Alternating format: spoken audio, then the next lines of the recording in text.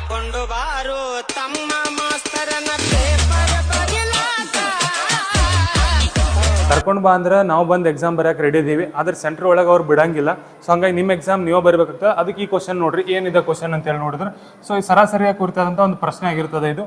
So ಇಲ್ಲಿ ಒಂದು ಗುಂಪಿನಲ್ಲಿ 36 ವಿದ್ಯಾರ್ಥಿಗಳ ಸರಾಸರಿ ವಯಸ್ಸು ಎಷ್ಟಿದೆ ಅಂದರೆ 14 ಇದೆ. ಬರ್ಕೊಂಡ್ಬಿಡ್ನು 36 ಏನಂದ್ರೆ ಸ್ಟೂಡೆಂಟ್ಸ್ ಇದ್ದಾರೆ. ಸೊ 36 ಸ್ಟೂಡೆಂಟ್ಗಳದ್ದು ಸರಾಸರಿ ಎಷ್ಟಿದೆ ಅಂದರೆ 14 ವರ್ಷ ಇದೆ.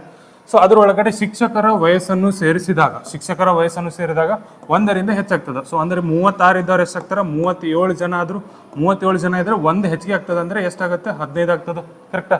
ಸೊ ಹಂಗಾದ್ರೆ ಈ ಶಿಕ್ಷಕರ ವಯಸ್ಸು ಎಷ್ಟಿದೆ ಅಂತ ಕಂಡಿಡ್ರಿ ಅಂತ ಹೇಳ್ತಾರೆ. ಸೊ ಇಲ್ಲಿ ಈ ಸರಾಸರಿದೊಂದು ಬೇಸಿಕ್ ಕಾನ್ಸೆಪ್ಟ್ ತಿಳ್ಕೊಂಡ್ಬಿಡ್ರಿ.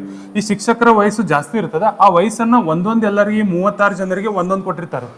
36 ಜನರಿಗೆ ಒಂದೊಂದು ವಯಸ್ಸನ್ನ ಕೊಟ್ರೆ ಎಷ್ಟು ಇಸ್ಕೋಬೋತಾರ ಅಂತ ಕೇಳಿದ್ರೆ 36 ವಯಸ್ಸು ಇಸ್ಕೋತಾರ, ಪ್ಲಸ್ ಅವ್ರದ್ದು 15 ಇರುತ್ತೆ. ಸೊ ಎರಡನ್ನೂ ಕೂಡಿಸಿದ್ವಿ ಅಂತ ಕೇಳಿದ್ರೆ ಒಟ್ಟಾರೆ ಎಷ್ಟಾಗುತ್ತೆ, 51 ನಮ್ಮ ಆನ್ಸರ್.